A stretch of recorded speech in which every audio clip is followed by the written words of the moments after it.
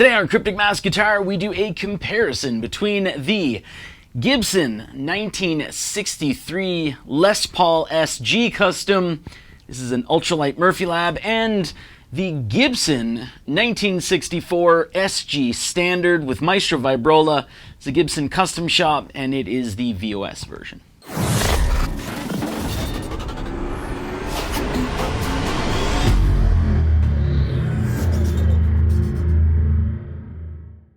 I'll try to make this short and sweet, but don't use YouTube videos as your sole deciding reason as to why you're getting a guitar. Try it out for yourself. If you have that ability, go and try it out in the store.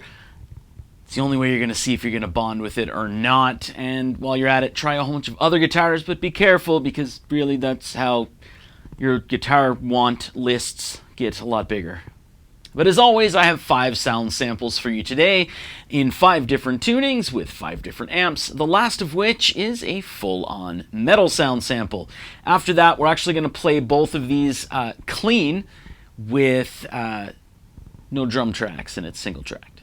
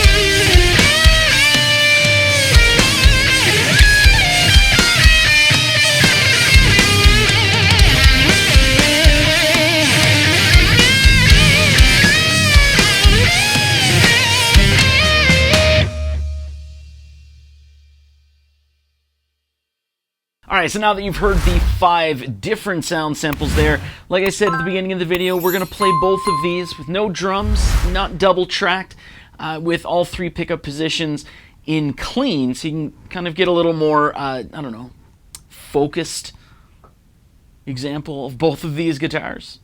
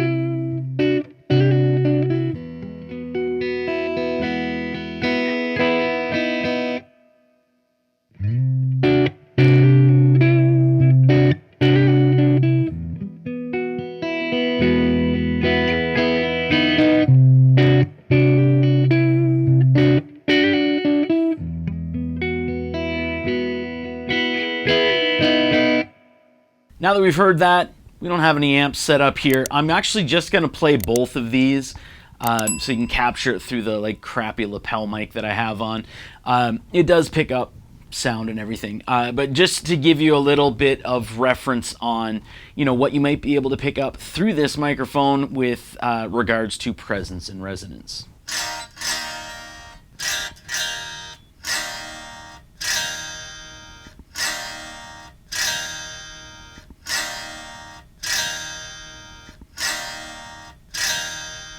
All right, so unless I nick a string, like that.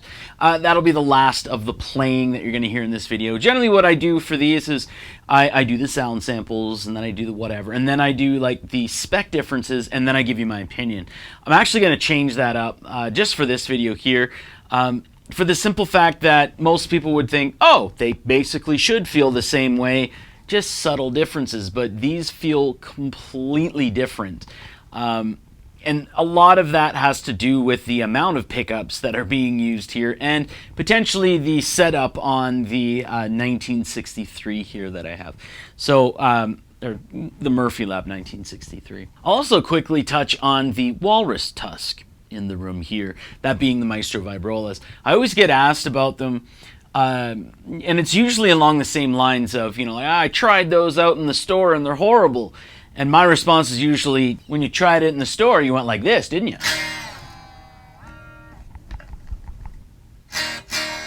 And then you thought, oh, one of the strings or two of the strings are out of tune. This thing sucks, even though that actually stayed in tune that way. That's not what they're designed for. They're not Floyd Roses. They're to add a little bit of like shimmer, sparkle, and shine. So you just use it like this. That's what they were designed for. They weren't designed for dive bombs. You can look into, like, a lot of it can depend on setup. So generally it's going to be like your nut or your bridge. At that point, it could be that, you know, something is binding in the nut, so that the slots, when it, you know, where it comes out and goes to the tuners, they might have to be widened a little bit. I haven't experienced that, but that's generally what happens with Maestro Vibrolas. The other thing could be the bridge. If you actually look at both of these guitars, the 1963 has just a regular ABR1 on it with the nickel-plated brass saddles. Sorry, the gold-plated brass saddles. The 1964 here actually has nylon saddles. And, you know, with reading over the years about Maestro Vibrolas, it does seem like a properly slotted ABR1 with the nylon saddles will actually do a little better than the brass saddles that are on a custom shop ABR1. But yes, as long as you don't use them like a goof, they'll stay in tune. And basically, these feel like different guitars, completely different guitars. A lot of that does have to do with the saddles that are on here and the amount of pickups that are on here. Now, what I mean by that is, have you ever played a Strat before?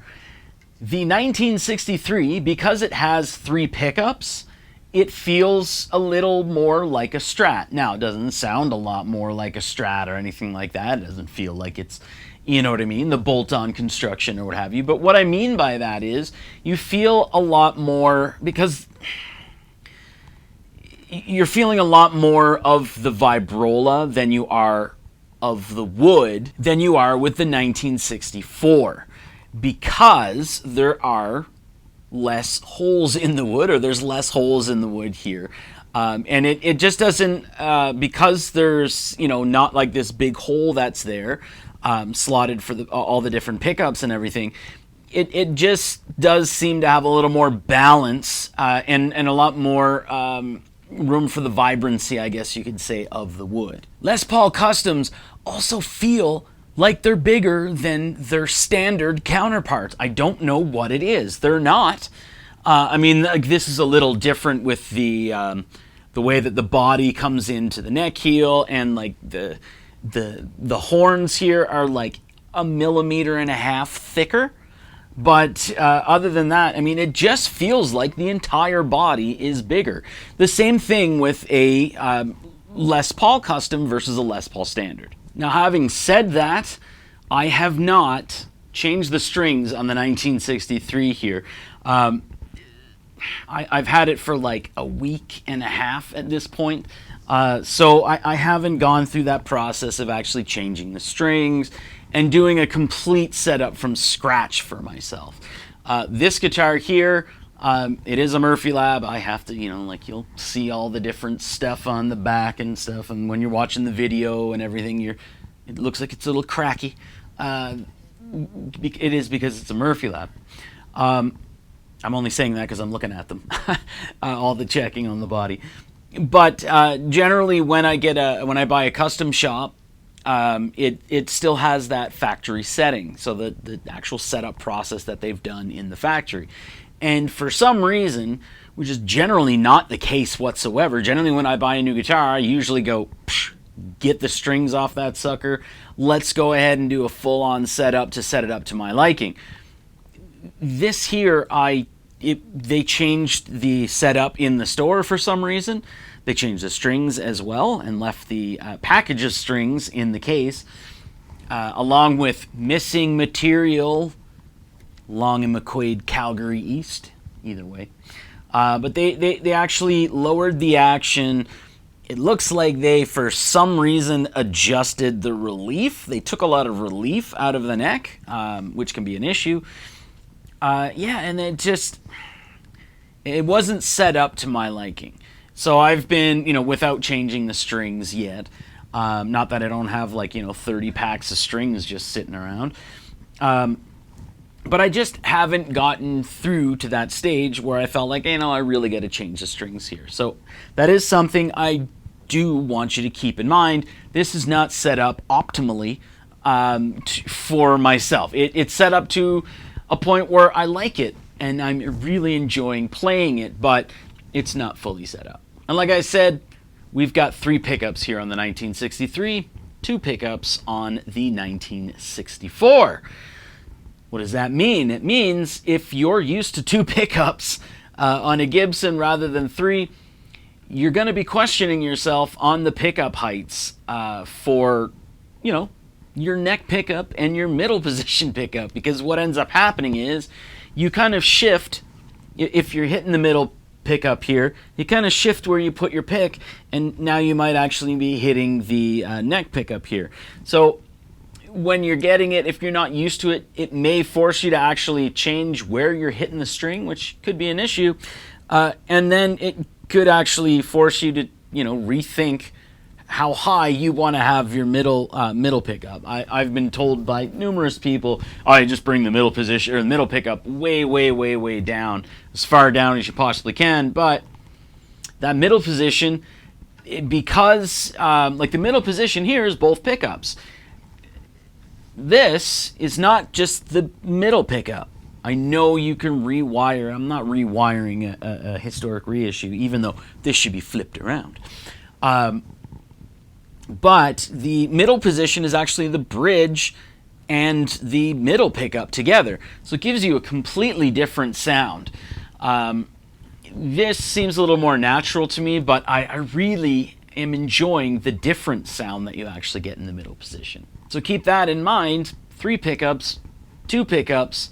Sure, there's different tonal options than your standard 2 pickup guitar, but if you've been playing 2 humbucking pickups all your life, that's really going to change things for you. So we'll quickly go through the specs here, and that'll be it for the video. So we're already looking. This is a Murphy Lab finish. This is a VOS finish. The vintage patina, vintage original sheen. Both guitars here, mahogany bodies, mahogany necks, hide glue construction. Both of them ABR 1s. We already talked about the gold-plated brass saddles on this one. This has the nylon saddles. Both have nylon nuts. We do have mother of pearl inlays, the block inlays here, and they're mother of pearl on the inlaid Gibson logo and the split diamond logo, whereas we have the cellulose acetate, which is flammable, trapezoid inlays here, and the same thing with the inlaid Gibson logo and the holly leaf or the crown, whatever you want to call it. Both guitars also have the medium jumbo frets and are bound with the littler fret nibs. The Murphy Lab guitars, because they are aged, they do have this is ultra light, so it's not as aggressive, I guess you could say, but they round off the fretboard just a little more than the typical VOS. So the fretboard here, you'll notice when you're rubbing your finger, but it's ever so slightly different. And we are looking at a Les Paul Custom, so ebony fretboard versus on the SG here, we have a rosewood fretboard. All 5 pickups are the custom Bucker Alnico 3 unpotted pickups. Both have the Black Beauty capacitors in them, so it's not the Bumblebees.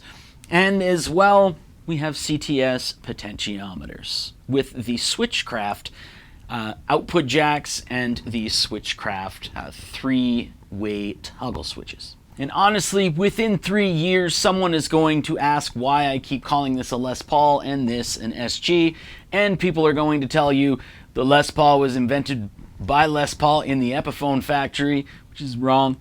But either way, basically from 1961 to 1963, because of the Stratocaster popularity, they actually swapped out the body here of the Les Paul to this design to be a lot thinner with beveled edges and such.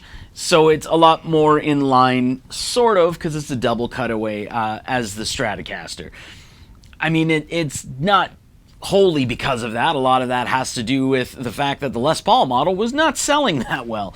But from 1961 to 1963, this was considered a Les Paul. This is a 1964 VOS, so that's why it's called an SG and not a Les Paul.